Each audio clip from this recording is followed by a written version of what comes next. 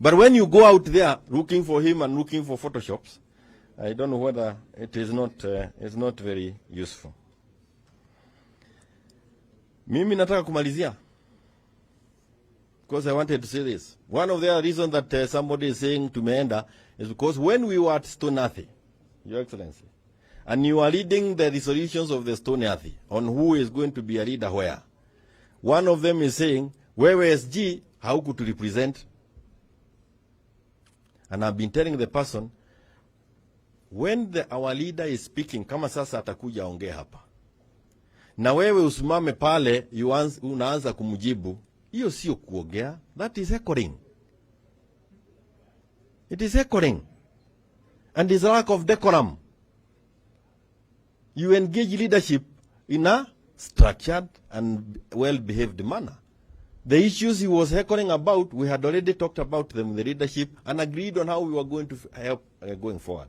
But even when you heckle, you make things worse. So there will be very many excuses that will be thrown around. None of them will hold on the wall. We have the two ladies, wonderful ladies here.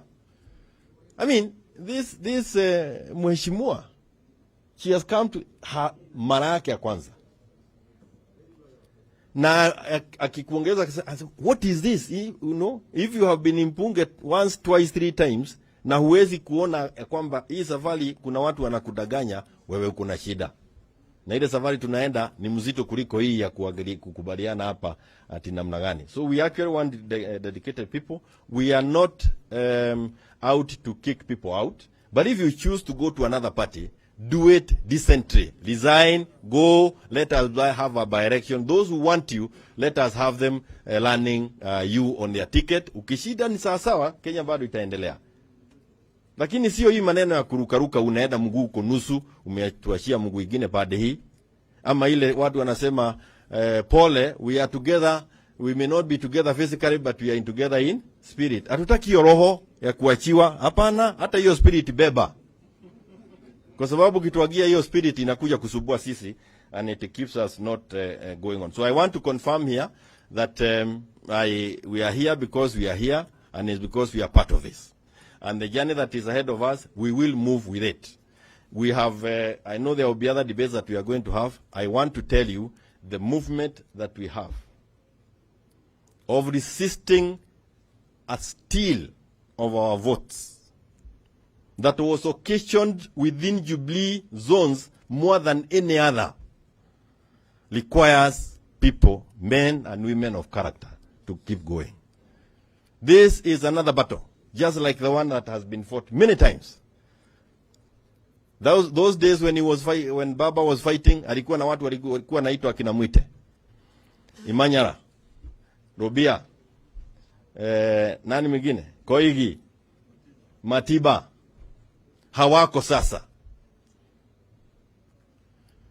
Ladies and gentlemen, tuko, we will fill that gap, and we do not need many. We need the Wajiko. Na Wajiko wako kule chini, anapiga sufuria, ako na jaa.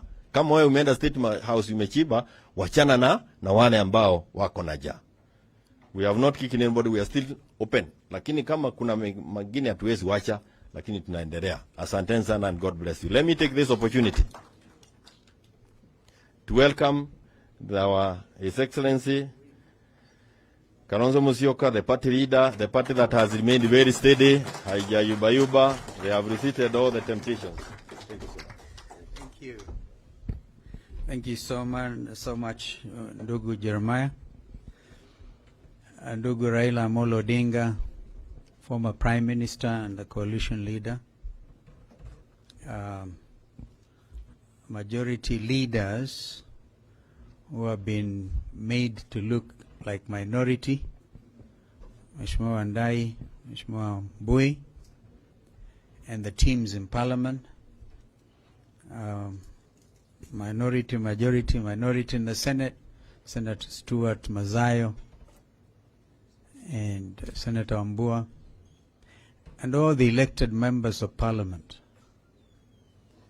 I just want to take this opportunity to thank our presenter, Adams Olo. I think he deserves a clap, a very big clap.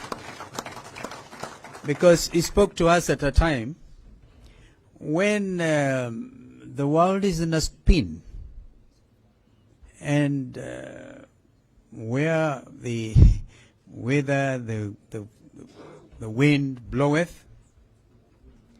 Sometimes you are reminded of some works of art, and those of you who are students of Shakespeare will perhaps, if you have read the book that I once did in Form 5 and I think in Form 6, Hamlet by Shakespeare, where the chief character was contemplating all manner of things. And one of it was a soliloquy. He wanted to commit suicide. And he went something like this: to be or not to be? That is the question. Whether, ladies and gentlemen, it is noble in the heart to suffer the slings of outrageous fortune, or to take arms against a sea of troubles and by opposing end them. That was Hamlet. And another one said, it was him actually went on to say, time is out of joint, oh cursed spite, that I was born to set it right. Time is out of joint. Ladies and gentlemen, honorable members, as we speak here at Manzoni, over 16,000 people have perished in a deadly earthquake. I think we should just stand. I feel in my heart we should just stand for a minute and remember the people of Syria and the people of Turkey, since unlike many other countries which are sending, we do remember, of course, acknowledge our brother is suffering that disability. I'm sure he's with us, Mheshimiwa Tim. Remember, when I say time is out of joint, remember seeing those children being pulled out of the rubble in Syria. And now the weather is not like in our case here. It's cold, biting cold, minus. And apart from those who have perished, others are going to perish because of lack of the wherewithal. Let's remember them. Thank you so much. And as if that is not enough, here at home, we are suffering reversals of our democratic gains. And whoever thought of calling for this retreat, I want to thank the leadership of our coalition and parliament, because they thought right. Straight from your 2 weeks in Mombasa, was it? And I must congratulate Engineer Zambia, Honorable Kimilu. I just got information today that Wiper members from Makueni were actually received invitation to go to State House. I don't know why they're so selective. Yeah, just heard that. And they declined. Politely. Because you can send very powerful messages very politely. Because if we are going to make sense of democratic gains, you do not go, as Adams Olo has put it, cannibalizing political organizations and inviting members without reference to their leadership. It is unthinkable. Therefore, I saw others saying that Wiper is going to State House after our colleagues. I haven't heard anybody saying they're going there. I must thank the member for Mwingi Central, Gideon Mulungi. I'll give him, I'm choosing just an example. He was with us in Kamukunji, in Kibra, and actually went a step further, declared himself a general from his side of the world. But he was invited by Moses Kuria to State House in Mombasa when the president was doing, and I use the word president advisedly, was opening some factory. And so, because there's coal in Mwingi Central, a lot of coal deposits, he was someone to go and explain why him, and I don't know why they left Irene Kasalu, the county women rep for Kitui, because I know she has been in the forefront in opposing coal mining in that area because of the current climate change arrangements all over. But Gideon went there, but he did the decent thing. He said, I've been summoned to State House. He called his party leader.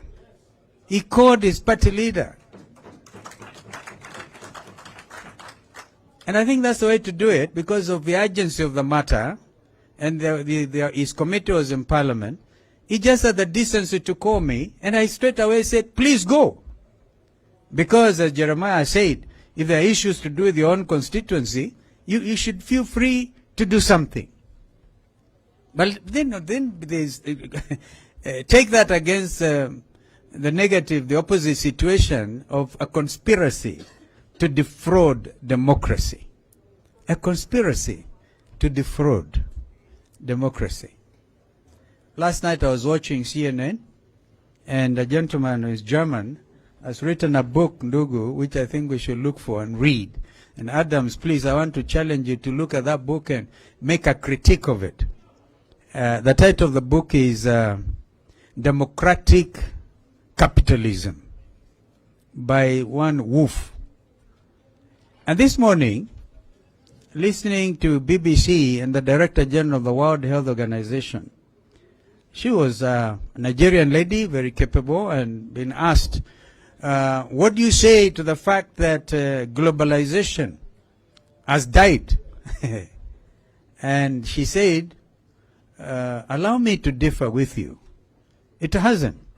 Of course, we are seeing it, like in the case of Europe, nationalism, European nationalism, and in the case of Donald Trump's America that time, America first, and but NAFTA arrangements, which is Mexico, America, and I think Brazil, or is it Brazil, the NAFTA arrangements out there, Mexico, America, Canada, thank you, is still in place.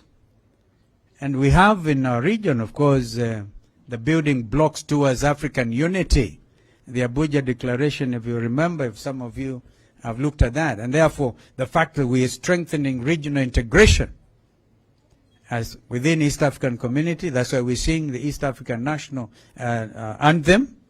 I don't think we are cannibalizing our approach to regional unity.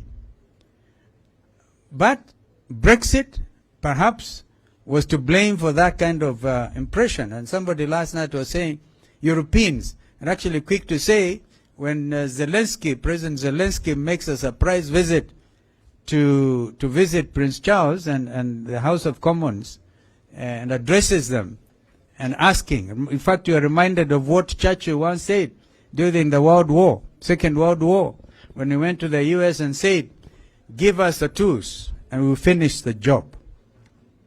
I'm saying this as a background to what I'm just about to say. That as a nation, welcome sana ndugu Eugene Wamalo. Tumpigie makofi. And DAP and I think Kanu are really represented. When I heard them saying Kanu is going to State House, I started laughing. So, fellow Kenyans, because you are leaders, if you're not careful, you're going to follow. You're going to find your own constituents ahead of you. And that's where they are. We saw that in Jacaranda. I saw that in Kibra. You're most likely going to see that in Mavoko tomorrow. And therefore, as a leader, you need to ask your question. Do you want to lead or you want to be led by your own people? Something is grossly wrong with our country. But I draw a lot of satisfaction out of the fact that Constitution 2010 is in place. And so, if it was not that for Constitution, some of us would be in detention, for sure. Therefore, Adams, those of our fellow countrymen who struggled for democracy in this country remain our heroes today. Because of them, we have now established a tradition where even if you are president, Ndugu Raila, if you are the president today, you will require William Ruto as leader of your opposition. I saw last night during the address of the State of the Nation by President Joe Biden, perhaps the biggest democracy in our Constitution, 2010, is fashioned in a very straight way, very strong way along the American Constitution. He had to go there and plead with the Speaker, who is Republican, after Nancy Pelosi left. You know, the Republicans have gotten the leadership of the Congress. Now, William Ruto and his people did not have to cannibalize our majority. He could still have come and say, let's have a bipartisan approach. Joe Biden was there. This is a country we are in now. You cannot cannibalize democracy in this country. It will not happen. Not under Constitution 2010. Therefore, I just want to encourage us to be very strong and very focused. Very strong and very focused. I heard Wandai say that even if you are left 50 of you or 2 or 1, I think it's Junet who said even if it's 1, you are still the majority. This is the minority. But this is a team. Ladies and gentlemen, I want to encourage all of us tomorrow to toke namna hii tuende Mavoko. This will be a rally enough. Because as I told you, if you don't do that, if you don't decide in your own mind and your own spirit that you want to be part of the action, please do not blame your constituents when after 4 years or thereabouts, they throw you out. Do you think these people who went to State House today, the ones who went the other day, if there's an election to be called, would they really? Poor Jalango. In fact, I was looking for him. I'm still going to look for Jalango. Because he was here. We must also exercise tolerance. When somebody wants to say sorry, don't throw them out. I see that is a point of departure. I will not withdraw my remarks. I will not withdraw my remarks. But imagine the state of mind poor Jalango is in. Because Kibra now is his hostile ground. You know, you are supposed to enjoy your tour of duty as an MP for your constituency. Let me tell you, I must congratulate our brother Tim Wanyonyi, and I'll tell you why. His brother is Speaker of the National Assembly, but he is elected on an ODM ticket in Nairobi, and he's here, and he's not afraid. If anybody was to go to State House, surely Tim Wanyonyi should have been leading them. Because the Speaker is there. my brother who forgot his struggling brother when we were eating tear gas with him and Tinga. My friends, time is extremely of the essence. What you decide to do out of Manzoni today and tomorrow may shape your future positive progression in elective politics. And don't say you are nominated, because even then you may want to run at some stage. So I want to thank all of you for standing firm. This is a time to stand very firm and stand up and be counted. An opportunity like this is very rare, where leadership is expected of you. Please do not allow so that it will be said the 13th Parliament was the Parliament that brought down the democratic gains that this country had made. So, mimi sitaki kuongea sana because I just wanted to share those thoughts before I invite my brother Eugene to come and greet you. And so, you know, this was your retreat, actually. So I thank you for inviting me.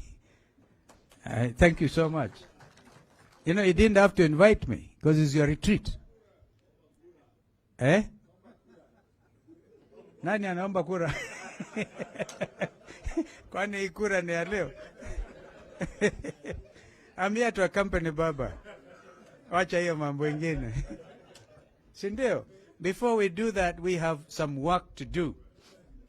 And that is to salvage our democracy. You're going to look at those figures. By the way, with all the noise that KK are capable of doing, do you remember I said they are Kenya Kwisha? With all the noise they're capable of making, none of them has contravened the findings of the whistleblower. Because they're absolutely truthful. I like it, Adams. I like your sense of optimism when you think, when you said even the compromised judiciary will take judicial notice of the development, the political developments in this country. So, be there, be a champion. Be a champion.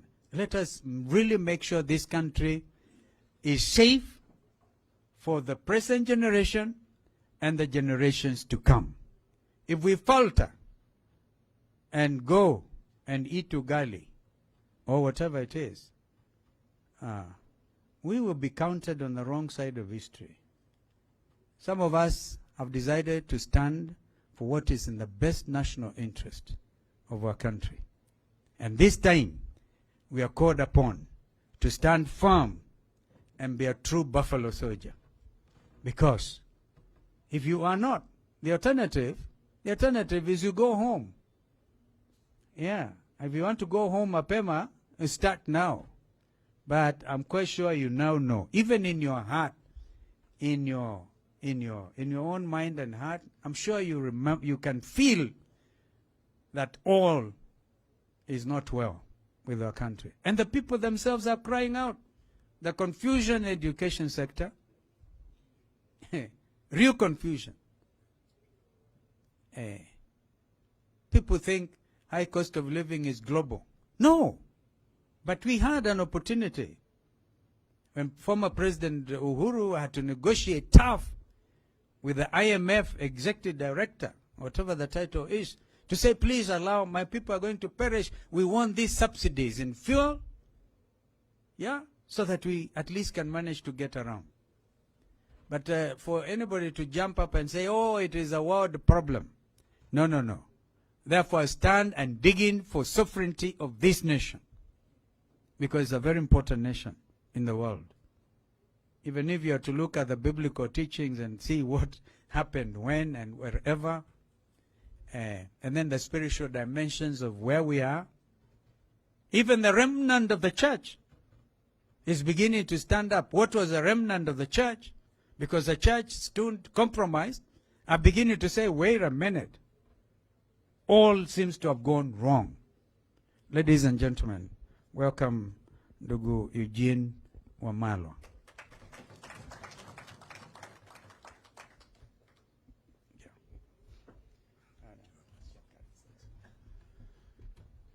Thank you very much, Honorable Stephen Kalonzo Musyoka, the Honorable Raila Odinga, my brother Kioni, Honorable members of our National Assembly and the Senate. Good afternoon.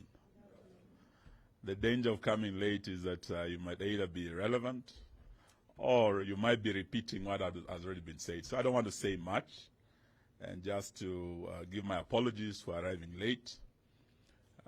We had a very tragic accident just a few hours ago, in the last 24 hours. And our executive director of the Democratic Action Party of Kenya, one Colonel Benjamin Mwema, passed away. And we had just been with him. He was with us in the Azimio rallies. And he was driving home. And on Thika Road, there was an accident. So they were just doing the postmortem. The burial is tomorrow. That is why I was late. I should have been here much earlier. Actually, the gentleman comes from Machakos County. Many of you know him. So that is why we were delayed. And I just wanted to say one or two things. As you resume, because we know that after this retreat, you'll be going to Parliament, there are a few things that are coming before you. For me, there is one that is a matter of great concern, and I really wanted you to look at it. It concerns devolution. It concerns our counties. And I think there will be a petition for additional counties. That petition is targeting certain counties, and I believe the Honorable William Ruto is fully behind that petition. It's targeting to divide the county of Trans Nzoia, the county of Bungoma, to create Mount Elgon County. It's also targeting Busia County to create Teso County. It's also targeting Migori County to create a new Kuria County. They are all within their rights to bring these petitions. But the real issue that is on the ground now, coming from this part of Kenya, where the 3 counties are likely to be created, you can feel already this driving a wedge between communities. And those who were in support of this constitution, the 2010, I can tell you for sure that those in State House were not part of that progressive movement that fought for devolution, that brought about this constitutional devolution. There are those who oppose that are there, and they do not have the interest of devolution at heart. They do not, or they are not doing this to advance the objects of devolution under Article 174. They are doing it for political expediency. When you look at the 47 counties and the results, our candidate Raila Odinga won the majority counties. Over 24 counties went blue. William Ruto won, I think, were they 21 or so? But he's trying to see how to create additional counties for 2027 purposes. And the 3, I'm sure he is, of course, persuading the minority communities that he will protect them. And if we make that mistake, we would have opened the Pandora's box when we create ethnic-based counties. Where will you stop? Because beyond those communities, there will be now a demand by clans, there will be a demand by many of the marginalized. It cannot be good for our national cohesion. Please apply your minds to that. And if he's saying already they are unable to actually pay the 47 counties that are here, they have been unable. From October, counties have not received their money. Gachagua is saying they have no money to give the 47 counties. Ati hata wakimchapa matako yake hakuna pesa itatoka. Yes, so I'm told there's a likely impeachment. Sasa, I just wanted to leave that with you so that you see how to drive that agenda to defend devolution, so that if there's anything, we should be looking at additional resources going to those counties, so that we build democracy from the grassroots, and we turn our counties into engines of socioeconomic transformation of our country. If we are talking, they really believe in bottom-up, devolution is the real bottom-up, and that is where the focus should be. Sitaki niseme mengi kuliko hapo. I just want to wish you well, but to also tell you that what is happening now reminds us of the dark KANU days. We went to a function in Kibra. By the time we were leaving that rally, because some of us have been seen very committed on this side, we have been targeted. You've heard about what happened to my brother Matiang'i last night, and Baba, we must really thank you for being there for him. In fact, I want, after we finish, I want you to know my house in case it happens to me also. Please. Because I'm told there's a list. Those of us who are ministers in Uhuru's government, who are close to Uhuru, they are not just targeting Uhuru, they are targeting us as well. Maybe you might not know this, Baba, but having been a defense minister, I had about 4 security officers. 3 were withdrawn. But the day I was seen in Kibra, the next day, the only remaining police officer assigned to me was also withdrawn. As we speak, there is the attempt to intimidate. You are the voices of the people. If you don't speak out, the dark days are upon us. In fact, what we are seeing is like those of you who are students of European history are like the days of the reign of terror by the Jacobins. So what we have in Kenya today, if you don't come out to fight this illegitimate regime, the reign of terror by the Kenya Kwanza Jacobins is upon us. Please, fight for the people. Asanteni na Mungu awabariki. May I now have the pleasure of inviting the People's President, Jacomo mwenyewe aongee na sisi.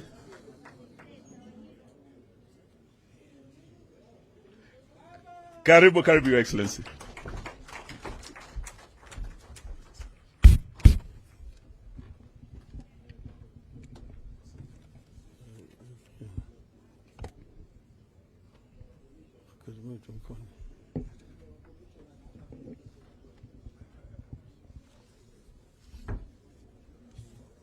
Thank you.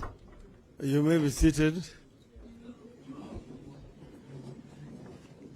The reason I'm asking you to sit down is because I want to ask you to stand up for 1 minute to observe a silence in honor of the late Minister for Education, Mr.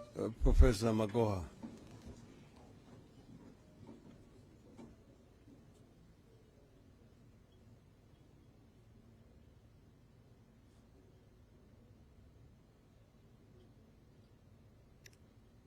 Thank you. Thank you.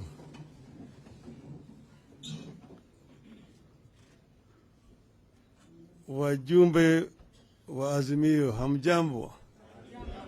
Hamjambo tena? Azimio? Azimio? Azimio? Asanteni sana. I am very delighted to have opportunity to talk to our members of parliament at this moment in time. Now, I have some notes which I put together that I want to refer to first, and then after that I'm going to talk to you from my heart. But I was saying here that we meet at a strange time in the country. It's also a trying time. At the start of this regime, we did not only warn about its illegitimacy, we also warned that there's real risk of the country going back to the old order. The old gains we have made over the years completely rolled back. It has come too soon. Kenya is clearly on the path to the past. So when people talk of crisis, the crisis is not in Azimio or in this meeting. The crisis is out there with the legitimate Kenya Kwanza regime and the heavy yoke the regime is putting on the people of Kenya. We are therefore to consolidate our resolve to fight for the people of Kenya. We have a choice that we have to make going into the coming weeks and months. On the one hand, we are told elections are over and we should accept the outcome and move on. On the other hand, some of us believe the elections may be over, but there remain serious wrongs to be made right if future elections have to have any meaning and purpose. We choose to fight, and I want to believe that in you here, I see warriors ready for the battle ahead.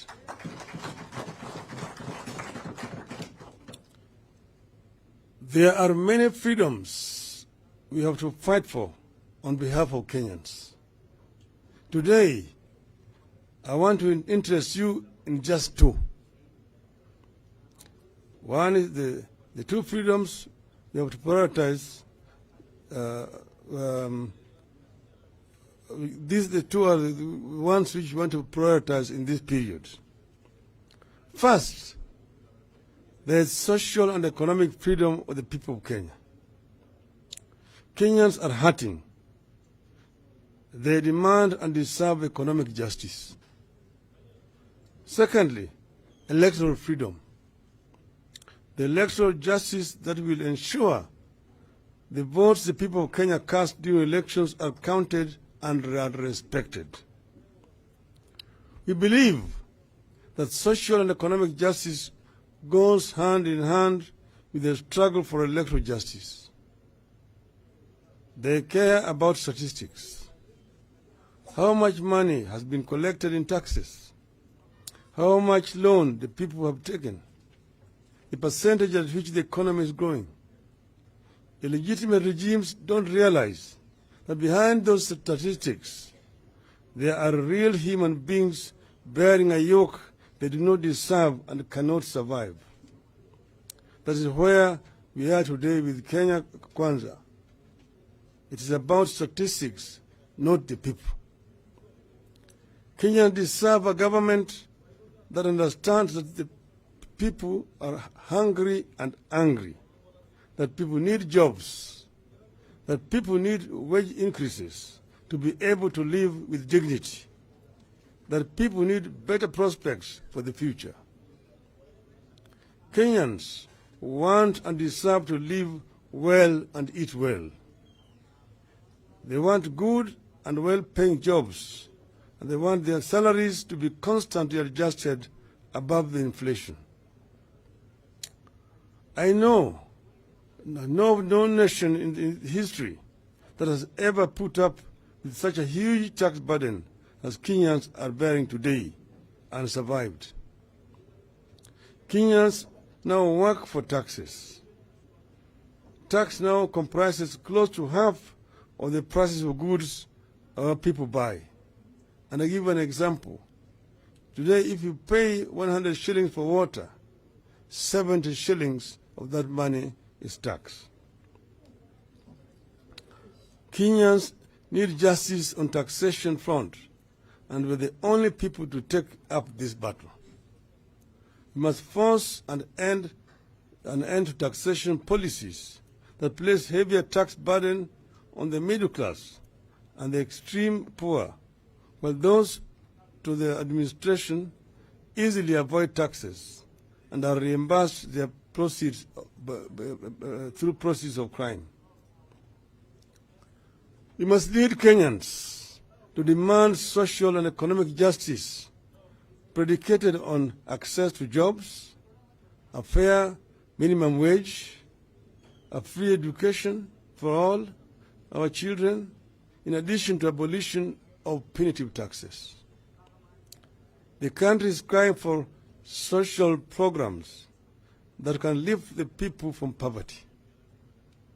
We cannot accept as normal that millions of our people have nothing to eat and that their poverty is being weaponized and politicized to give legitimacy to a rudderless and illegitimate regime. The time has come for the full implementation of social and economic aspect of the Bill of Rights in our Constitution, and we must lead that push. Kenyans deserve some guaranteed minimum income during these tough times. The social protection programs, which guarantee a basic monthly income, must be reinstated and expanded. In our push for social and economic justice, for the people of Kenya, you must also strongly oppose plans to sell off state-run parastatals and ensure these entities serve the public good rather than lining the pockets of individuals in government. With regard to electoral justice, we must return this country to the ideal that the government is beholden to the people, that it has no other source of power except the people. The people express their preferences through the ballot, and that the preferences made at the ballot must be respected. As I have said before, Kenya has become a laboratory for bad election practices that others borrow around the continent. An organized elite keen to protect narrow selfish interests has forged strategic alliances and captured strategic systems and institutions with the sole purpose of subverting the substance of elections. As a result, the majority is at the mercy of the minority with regard to free, fair, transparent, and credible elections. People wake up at dawn, stand in long queues to cast their ballots, but they end up with the results that indicate their votes were not counted and did not count. Economic and electoral justice must be seen to be intertwined. You must pursue them with the resolve, the courage, the sense of urgency, and the faith that they deserve, and we must do it now. Soon it will be too late. I'll finish those notes.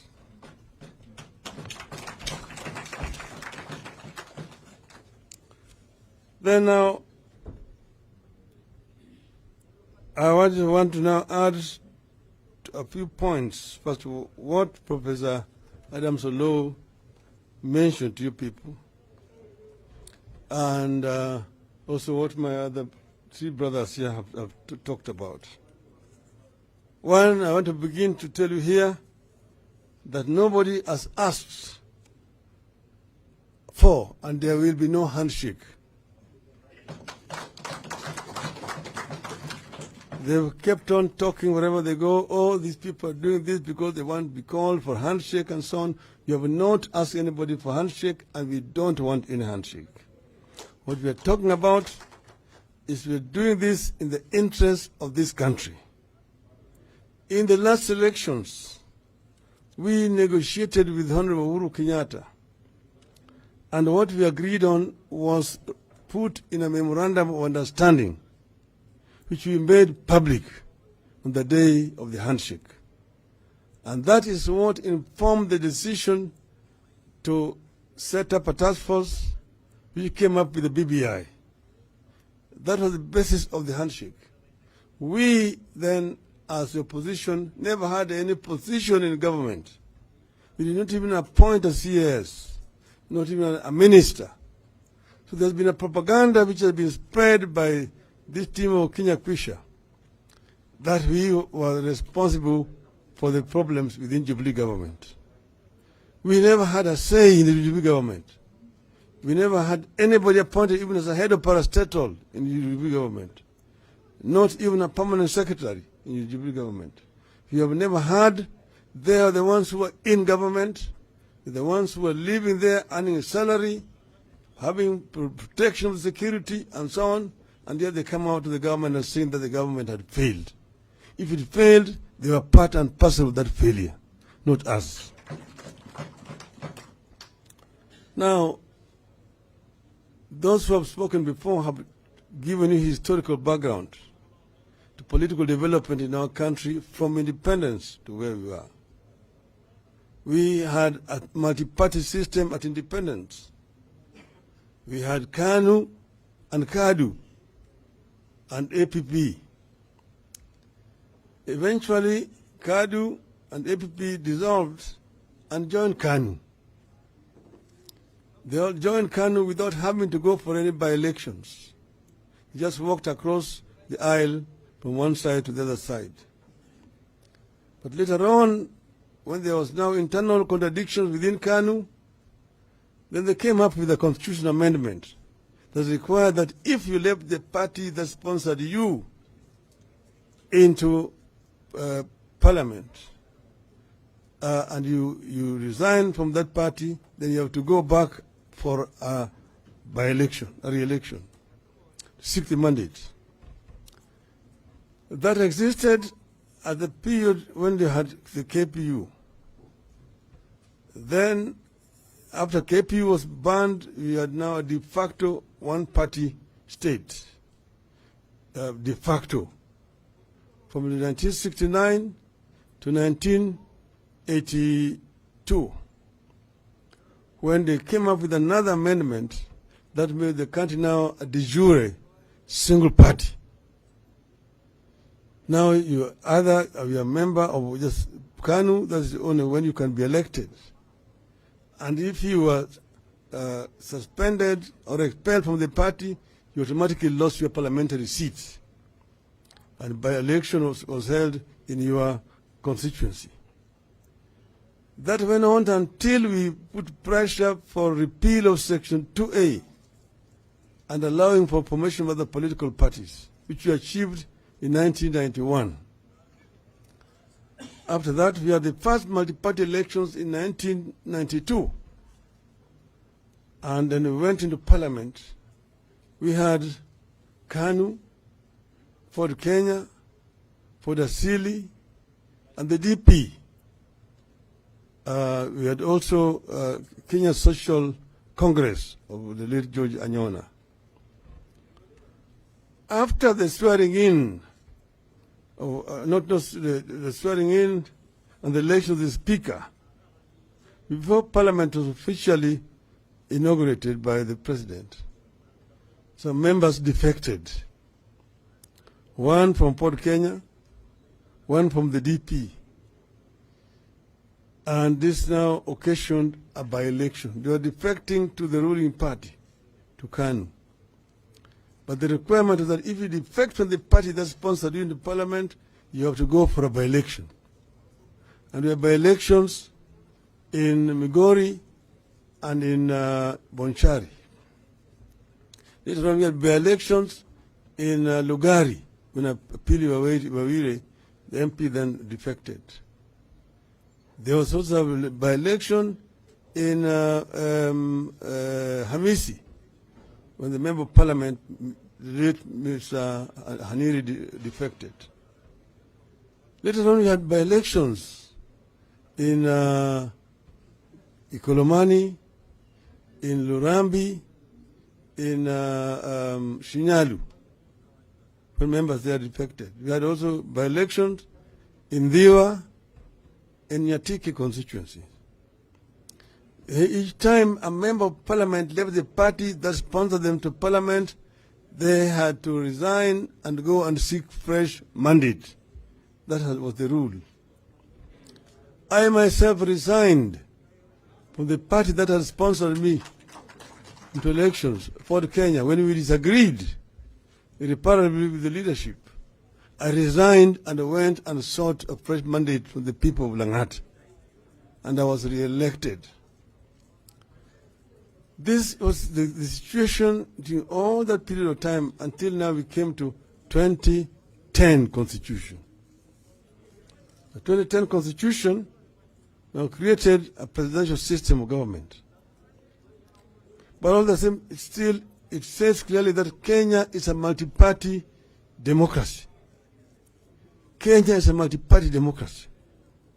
A multi-party democracy, mature multi-party democracies, there's nothing like defection. US, you see a situation like the last time, there was only one member difference between the Republicans and the Democrats. But the situation where a member of a Democrat would defect to go and join Republicans is unthinkable. Very few cases in history. It will not work. In the UK, it's unthinkable that a member of the Labour Party will defect and join the Tories. It does not happen. It does not happen. You are elected on this party's mandate and you remain the member of that party unless you are expelled from the party. Remain a member of the party. In the German parliament, the same. You are a Christian Democrat, a Christian Socialist, you are a Social Democrat, and so on and so forth. This is the direction we must go in this country. We have had coalitions, a pre-election coalition because of the presidential nature of our system here. But you are elected as a member of a party which is a member of a coalition. A member of a party which is a member of the coalition, the party should not actually resign, it should not leave the coalition. That because as you're going to the people, you are going with a mandate, you are going with the manifesto of the coalition. And you are being elected on the basis of the manifesto of that party. This is very cheap and principled for a political party to say, after the elections, you're now resigning and now going to join another coalition, the one actually you ran against. That is political prostitution. No basis at all. On what basis did UDM resign from Azimio to go the other side, even before the speaker had been elected, even before members had been sworn in? What was it that was now more attractive in Kenya Kwanza than in Azimio? Merely because of political expediency. Political prostitution is something that must stand condemned by all civilized Kenyans. Then now the so-called Kenya Kwanza is being proud that they are majority. It's an artificial majority because the people they have here have not gone to ask the people who elected them whether they want to go to Kenya Kwanza. They are going there, they're going and voting with the people against whom their own elected voted. They were elected against those people. So now Mr. Ruto is enjoying an artificial majority which does not deserve. And therefore we do not respect any laws that are passed by that artificial majority. Now you come to voting in parliament. You see what Kenya Kwanza is trying to do is to abuse the so-called artificial majority to change the of the country, very fundamental laws.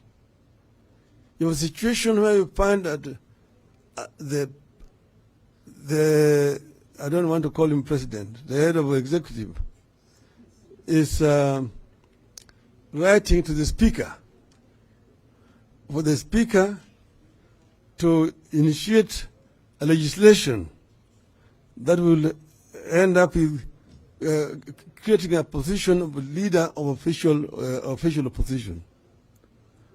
Now, ordinarily, first, the president cannot initiate a constitutional amendment. That was even the ruling of the Supreme Court. Secondly, the speaker does not originate legislation. The speaker sits there and waits for laws to be brought, the bills to be brought to him. Usually, if the government wants any legislation, first there must be a cabinet memorandum. That matter is discussed in the cabinet. The cabinet then approves it. It goes to the Attorney General, who then now complete the bill. The draft bill which is passed by the cabinet is then given to the leader majority, who now comes and tables it before the House. That is how the civilized parliament work. So this law, which is supposed to be initiated by the president through the speaker, is null ab initio, null and void, and should not be accepted by parliament. And our advice is that our members of parliament should not accept to deliberate the legislation. The other one is saying that these members who have defected from Azimio coalition need to resign their positions and go. Then secondly, you see a new dangerous phenomenon developing, that members of parliament are approaching the executive supposedly for development in their constituencies. Under our current constitutional dispensation, the resources are being actually allocated by Parliament. Parliament is the one that the executive comes with a budget proposal to Parliament. Parliament looks at those budget proposals and then agrees on how to allocate resources. So the days when members of Parliament used to go and see Mtukufu Rais Nyayo, ati ulituahidia sisi utaleta mradi ya maji hapa, utajenga low cost housing hii hapa, barabara hii itatengenezwa, kwenda piga magoti chini kwa rais alete maendeleo. Imekwisha. That era is gone. You don't need. If you want to go and see Mr. President as a person of merit in State House, go. But if you want to go and talk about issues that affect the party, then you must give him permission by the party before you go to see the president. What you see, these people must be seen for what they are, traitors in the cause of a revolution. We are in the course of a very serious issue. What we have through here is the course to bring the people of Kenya at the center of development of our country, and also to get electoral justice. They have said these people are not fair losers. But I want to tell you, and they're saying, oh, Baba had allowed people to go and meet with the president here and there. Now he's saying he does not recognize the government. No, what I've said, I never said that I was recognizing the government even at that time. But that was a time also before the whistleblower came out with a glaring evidence, which we also had ourselves. That evidence was available to us. But the whistleblower came out as an insider and came out with irrefutable evidence of the rigging of the elections.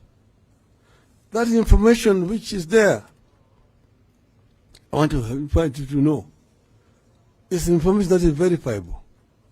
We had ourselves also hired an expert from outside the country. You will remember we were in the Supreme Court.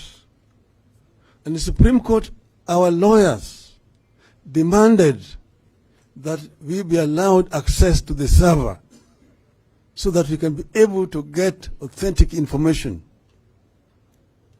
The Supreme Court said they agreed, but the collusion of one of the judges who was in charge of the ICT, the registrar did not allow our people access to the server. Our experts were there.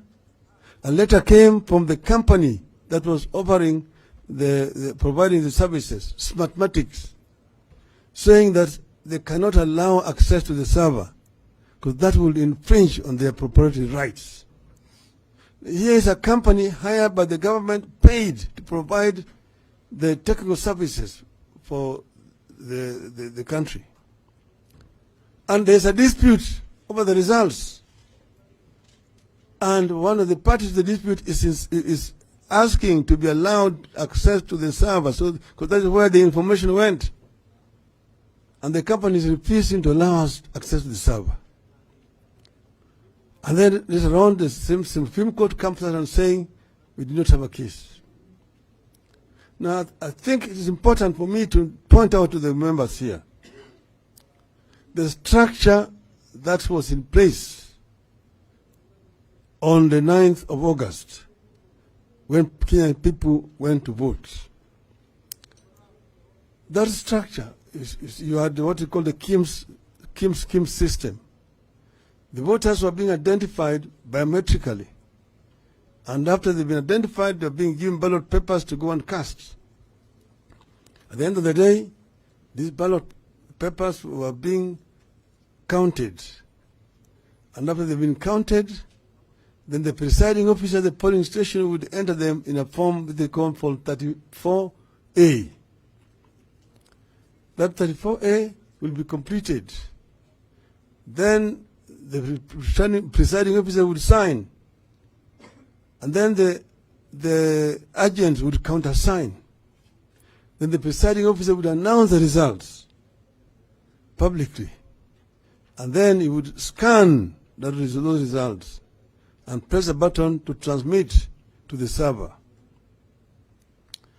Then he would paste a copy of the results in a wall somewhere. Then he would go with that Form 34A to the tallying center, constituency tallying center, where there's a returning officer. The presiding officer will come with Form 34A there. The returning officer will receive 34As. And then it would be added.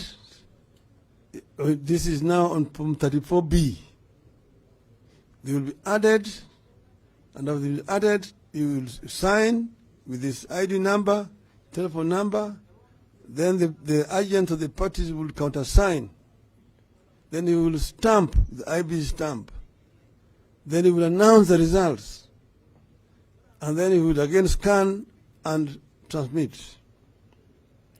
Those are the results which are authentic. Now, the information available in the whistleblower's report there has authentic, original results from 245 constituencies. Original, with the IEBC stamp, with the signature of the returning officers, countersigned by party agents, with then ID numbers and their telephone numbers, and there is a barcode also there. That barcode, if you scan, tells you the location, the date, the time when that transmission was done. It cannot be copied. It's authentic. So I want you to know that the report in the IEBC whistleblower is authentic report. Authentic information. It shows that at 245 constituencies, Mr. William Ruto got 4.6 million votes, and we got 7.1 million votes. If you add the 45 which were not transmitted electronically, where the returning officers came with the physical forms to IBC Center at Bomas. If you take those results and now add up 245 plus 45, that's 290 constituencies, plus the diaspora, then Mr. William Ruto gets 5.9 million votes, and we get 8.1 million votes, a difference of 2.2 million votes. That's authentic. Cannot be denied, cannot be contradicted. The IBC cannot contradict it. They're just now saying somebody must have probably get crashed in there and got information. That's the investigation they're doing. But they will not come out and say this is not authentic information. And that's why we're saying if you're denying, let us have an independent institution like the Commonwealth or the AU to come and access the server and audit it. Audit for the server. But on the basis of that information, we are saying, it's not that we are lamenting. If this matter is not rectified, what would be the reason for Kenya to wake up again in 2027 to go to an election? If at the end of it, one madman called Wafula Chebukati, or who has been paid, comes out and says, I'm the returning officer, I'm the one who has been gazetted, I'm therefore the one with the results. Because what happened on that day? Wafula Chebukati left Bomas of Kenya at 5 a.m. claiming that he was tired and was going to rest. By that time, there were still 29 constituencies left which had not been tallied. He did not come back. By the time he came back at 2 o'clock, he called these commissioners and says that he has got the final results. They asked him, where did you get the results? We have been waiting for you here. Oh, my staff have already tabulated. They say, but how can we? We cannot be part of it because we are still waiting to tally the other constituencies. He says, no, I'm the returning officer. Now the returning officer is going with the 2 other commissioners to make an announcement. Now you have a commission of 7 members. That commission could not be 6 members. It cannot be 2 members. It cannot be 4. It cannot be 8. It cannot be 10. It has been an odd number. That's why there were 7. There could be 9. Now, 4 out of 7, majority say no. 3 say yes. And this is upheld by the Supreme Court. Something must be seriously wrong with our nation here today. Because you need to go with the majority opinion. There was a dispute over the results which were announced by Mr. Wafula Chebukati. So we are saying that these matters must be corrected. These matters must be corrected before Kenyans can even think of going for an election. And we are saying that this regime is an illegitimate regime. And that's why I've said, this is the time for politics. You will be told the time for politics is over. Now it's time for development. I believe I'm addressing a team of politicians. If there's a time for politics is over, there's no job for members of parliament.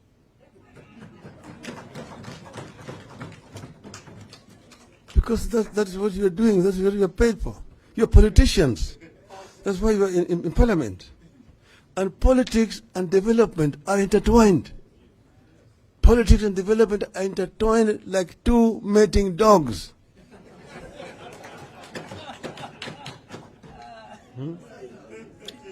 Someshikana.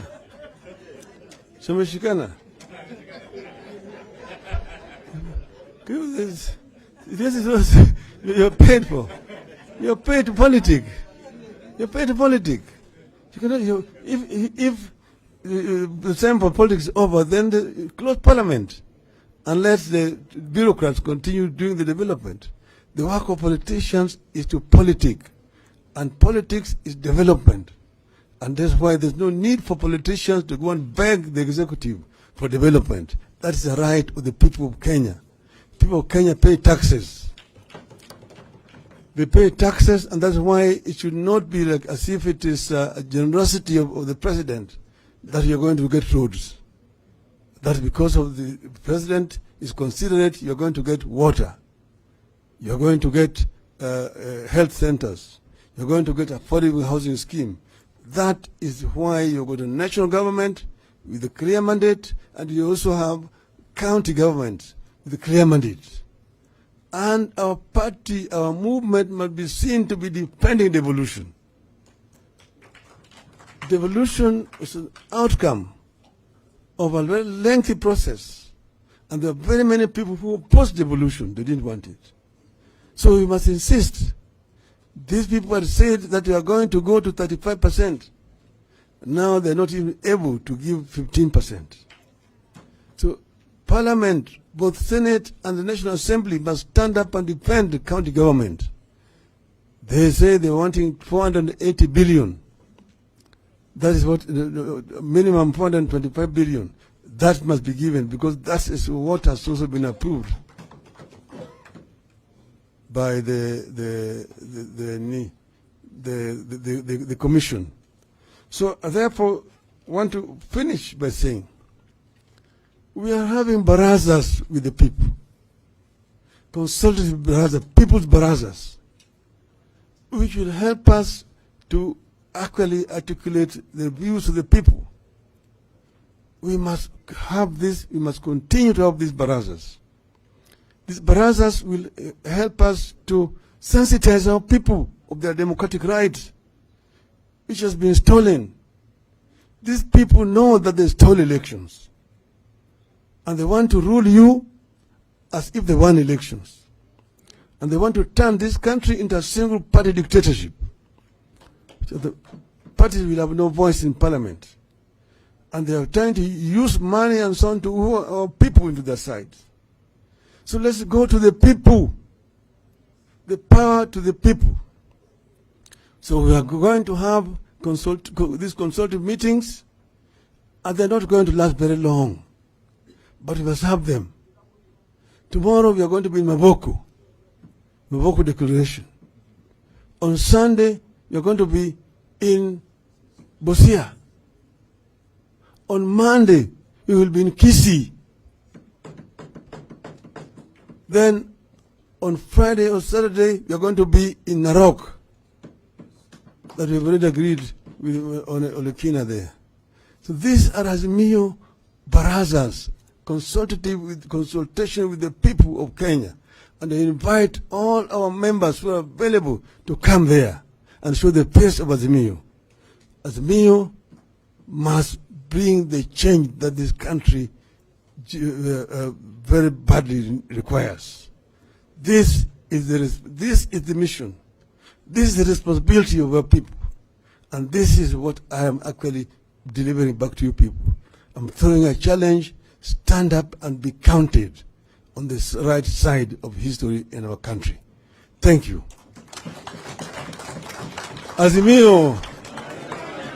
Azimio. Azimio. Azimio.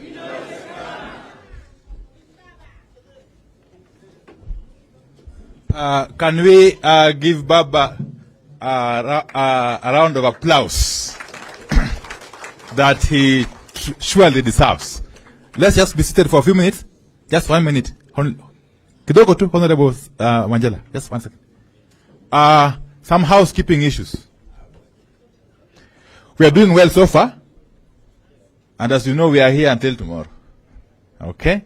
But we don't intend to have this program running into the night. We shall finish it before the nightfall. Definitely. Then we proceed for a cocktail dinner. Now, let me introduce our next presenters who will be coming in after lunch, because we are breaking for lunch shortly. That is, but of course they'll be introduced in more detail by the session chairs. Professor Gitile Naituli of Multimedia University, he has just arrived. Of course, we had Dr. Herman Manyora in the house. I haven't seen him here. Okay. He'll also be coming in after lunch. So I'll be suggesting, therefore, that the Q&A sessions for the three thematic areas be consolidated. Okay? After the two remaining presentations. And then we merge it with the plenary session. A short plenary session before we wrap up. But we'll be given enough time to air your views. We want this to be as interactive as possible. That when we leave here tomorrow, having come up with our solutions, we can only have them implemented without any obstacle. So without further ado, therefore, if you may allow me, would I be in order if I suggest that we proceed for lunch? But we shall pray first for the lunch. But before we pray for lunch, could we hear what is burning from Honorable Wanjala? What is it?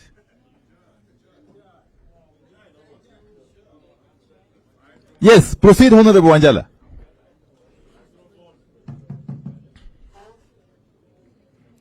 Thank you, Mheshimiwa. Your Excellency, the former Prime Minister.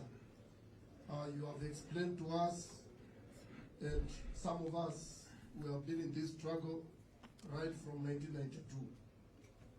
And we are bleeding in our hearts. And the other day, I saw the prosecutors going back to court and telling the Court of Appeal that actually whatever they had confiscated, 7 billion from the deputy president, they didn't have enough evidence, and there's no evidence. Now that we have gotten this evidence, we have this concrete evidence, is it possible, and Dr. Otienda Amolo is here, is a lawyer, and many other lawyers here, that we go back for review in the Supreme Court? We hear what they are also going to tell us. Because this thing, where it is heading, even in the village, people are almost start fighting. Because nobody is ready. Because Kenyans are suffering out there, Your Excellency, because you lost elections, and they are very bitter. Is there a way we can go for review in courts? Thank you very much. We shall pack it for the plenary session. In the meantime, Honorable Tinde will be doing some research. I don't think he needs to do that anyway. He has it in his head. So can you therefore proceed? But before we do so, those of us who do not have the lunch or meal vouchers, please get them from this lady, Isabel Gitinchi. The lady standing in front of you. Okay? Before you can proceed for lunch. We shall live in an orderly manner. There is enough lunch for every